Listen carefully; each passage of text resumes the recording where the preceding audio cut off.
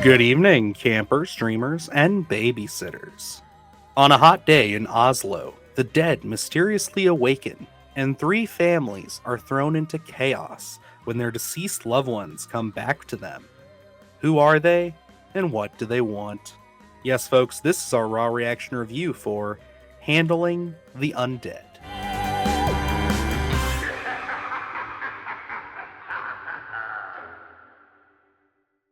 I just want to kick this thing off by saying a huge thank you to Neon for sending over this screener. This is the first time we have officially worked with them. Each time we've reviewed one of their films in the past, we've gone to the theater. And yeah, hopefully this is the start of what looks to be many great horror films that we can pick up from them. Because, you know, as we all know, A24 and Neon, they kind of go hand in hand with having some of the more unique, kind of groundbreaking, modern genre fare. And yeah, I was really intrigued by this. Not even based off of any trailers or anything like that. Simply just the descriptor of this being from the same writer as Let the Right One In and a film called Border. That are you familiar with either of those, Luke?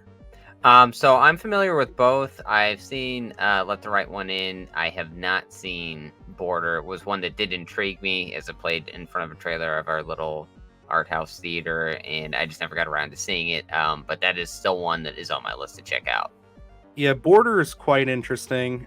It definitely has some wild stuff in there, and you know, I guess that's just kind of what I've grown to expect from this writer, especially because, like, you know, Let the Right One In, and I think I'm more familiar with the American remake. I've seen that one a handful of times, but I did go back and watch this when it, I think probably in high school. I think when I was kind of going through some foreign film phases, and yeah, I mean, I thought that it was great, you know.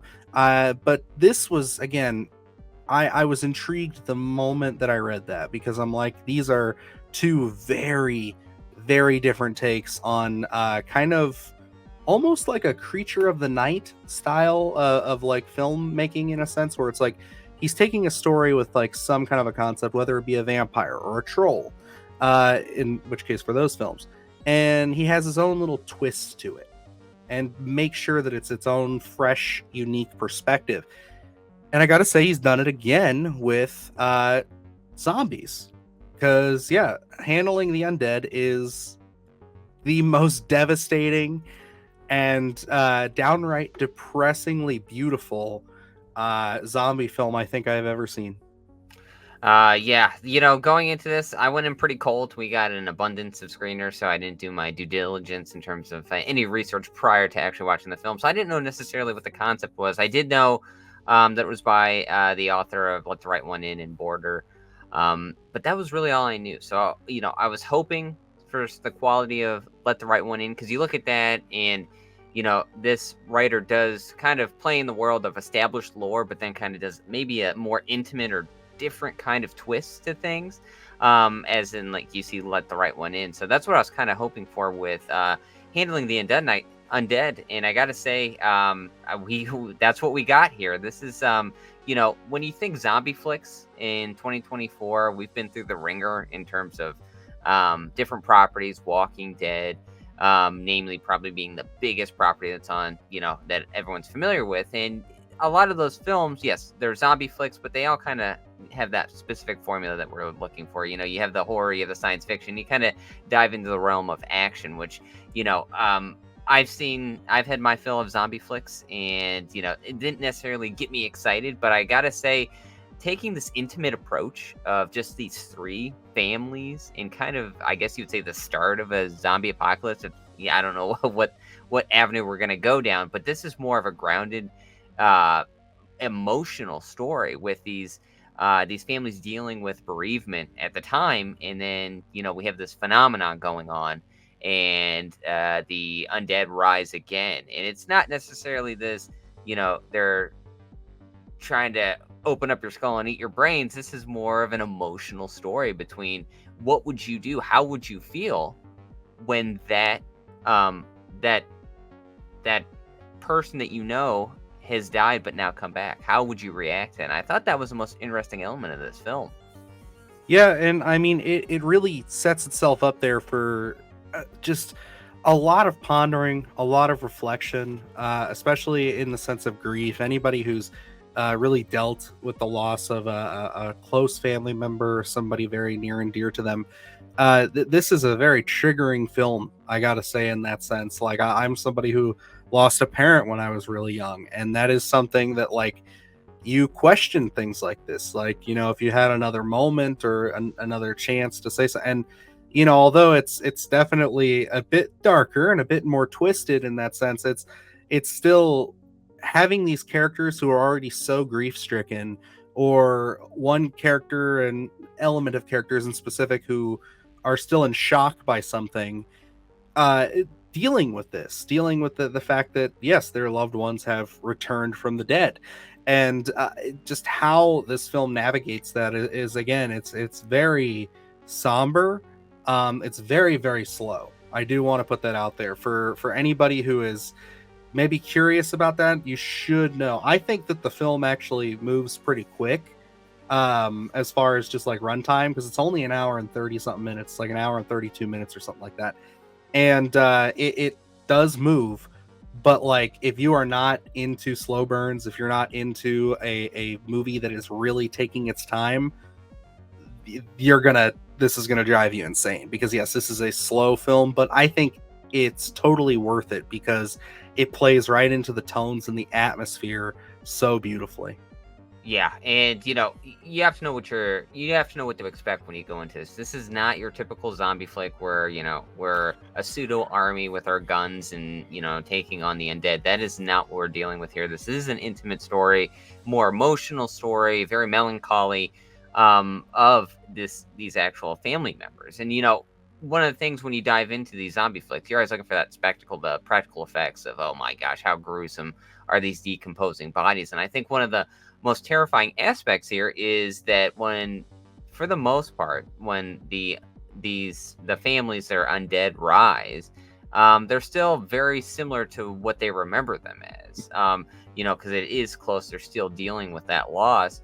And I think that's such a terrifying aspect to, they rise and they're not decomposed, they're not a shell of their former selves. They are that person that you remember for the most part, and they're just not there. It's a different person. I think, that is such a terrifying aspect. It's very cerebral, and I think you have to be in that headspace when you do watch this. I could see this being very slow for a person that's going to go in, expecting a shoot 'em up zombie flick. But, the way that they sit in these scenes, I think there's a method to that madness because of that melancholy tone that we do get. And, I think it works perfectly. There is no actual dialogue in this film until after 8 minutes. Yeah, And I timed that as well because I was just so shocked. I was not expecting that. And I gotta say, as soon as we opened up, I was so invested. There's a scene, the opening scene's nothing overly compelling, but the way that it's shot, the way that it is acted, it just had me focused in on everything that was going on. And, I think the story's great. I think cinematography here and the camera work that they're doing is just very nicely done. There's a shot at the very beginning that we do get over some buildings. I thought that was Hmm.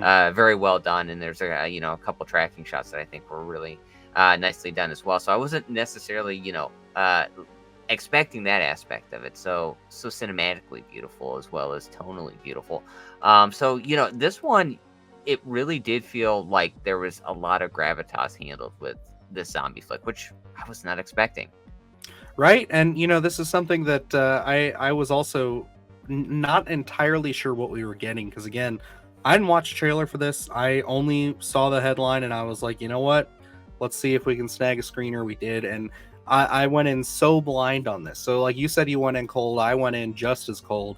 And yeah, it is seriously an impressive film, just because, again, there is hardly any dialogue throughout the film. I mean, as we progress, we get a little more here and there, but there's a lot of moments, especially with two characters and a young character, that that's all I'll say. That you don't get much for a majority of the film, and it's some really haunting imagery, really harrowing stuff. There is a sequence involving, I will just say, a grave site and one of our elderly characters that's I just found absolutely haunting. Because once I realized what was happening, all the dots connected, and it's just like, oh my god, this poor son of a bitch. Oh, Jesus. Like, could you imagine going through that? And the perspective they take with this by having the three families, or the not three families, but the three individuals all experiencing this, it gives you a wide berth of just whatever this phenomenon was. And I really do think that this is a very interesting and very creative way to tell a zombie story. Yeah, I absolutely love the approach here. Again, something not expecting this route to take, and I love that. We're dealing with these three different families that all have a relation differently than what we're seeing. As you mentioned, we have a grandpa, his daughter, and then the young kid being the grandson or son, and all these different elements that are played. Us being new fathers, and that was probably the one that resonated most with me, just Yeah. because it felt like such a personal story. And there is absolutely haunting imagery, of the little boy that is in the trailer. I did watch the trailer to make sure I wasn't spoiling anything, but it is just absolutely haunting. That's something that does stick with me. And I think this kind of hits you differently, rather than just a gross out zombie flick. This is something that's very emotional, something that's cinematically beautiful. There was a lot of thought put into this one. I think it's going to reach a lot of people on an emotional level, as long as you're prepared for the story. This is Yeah. something unique. This is something different. It has those horror undertones, but I wouldn't call this necessarily straight horror at all. This is more of a dramatic piece. And I buy all the performances here. I was really invested in everything. It's just, if it's marketed as horror, I don't know if a lot of horror fans will be satisfied from that element alone. It's definitely horror, but it's not the kind of horror that I think horror fans, as we know them, are expecting this.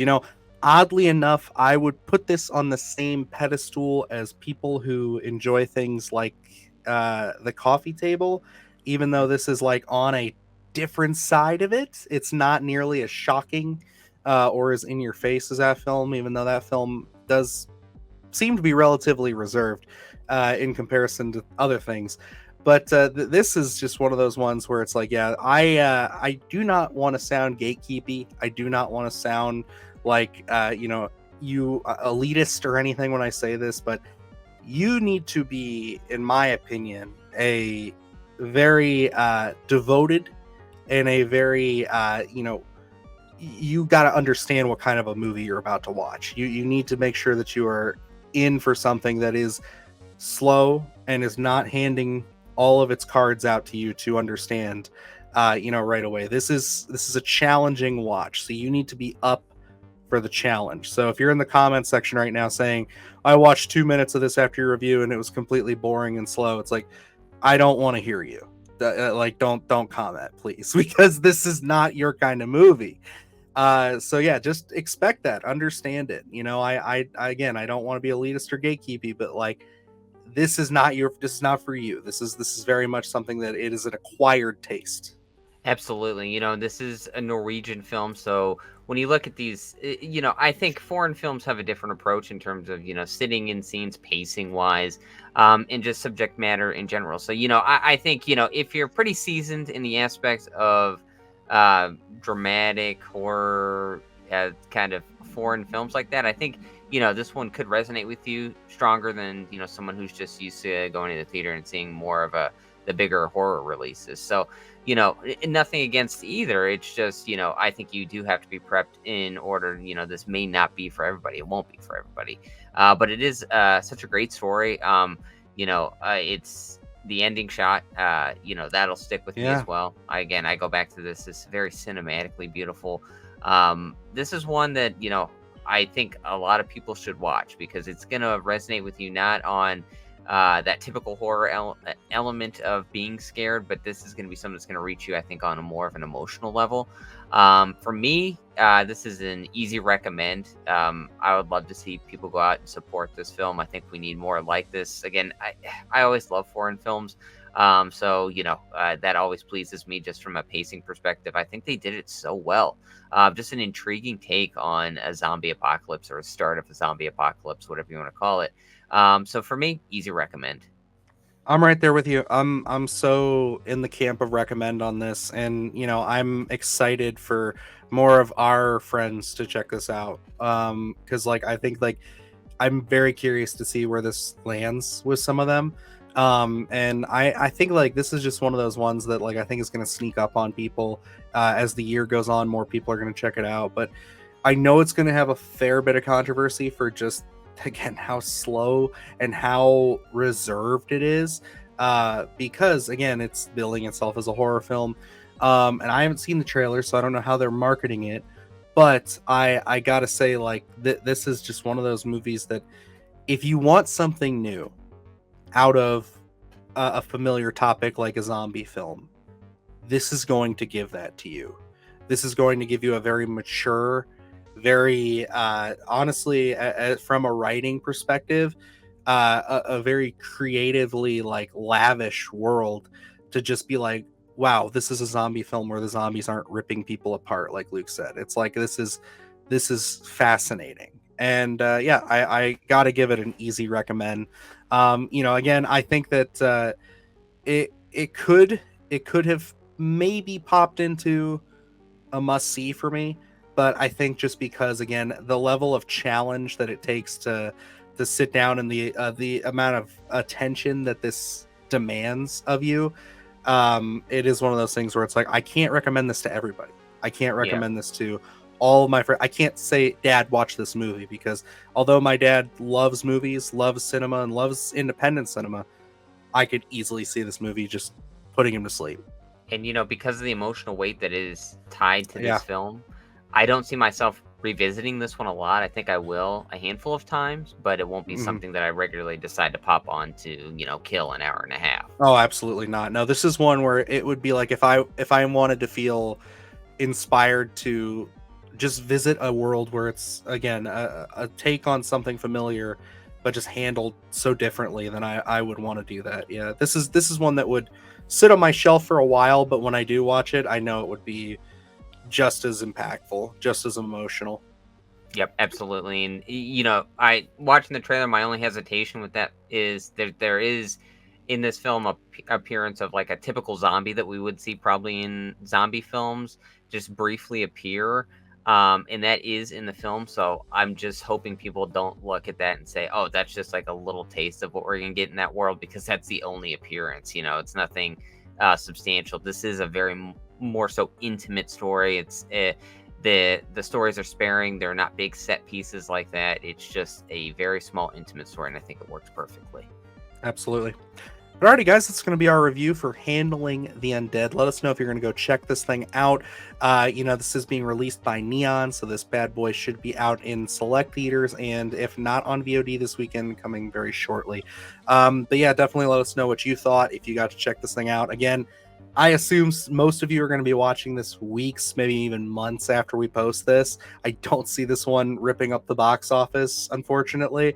But yeah, I really hope that you discover this, and I really hope that you're ready to talk about it. Because yeah, there's a lot that I'd love to discuss, and a lot that I'd love to hear a broader opinion on. So other than that, we got a lot of great stuff up on the channel. It's been nice to have a good film after a couple of not so good films. But yeah, we have a lot more stuff on the horizon. So until then, I'm Dylan Newell. And I'm Luke Janesco. And remember, stay scared. Do the horse shit, gonna do it live. Cause Splattercast kick it every day they live. Splattercast, gonna smash your ass. Splattercast, gonna smash your ass. Splattercast, gonna smash your ass. Splattercast, gonna smash your ass. Splattercast, gonna smash your ass. Splattercast, gonna smash your ass. Splattercast, gonna smash your ass.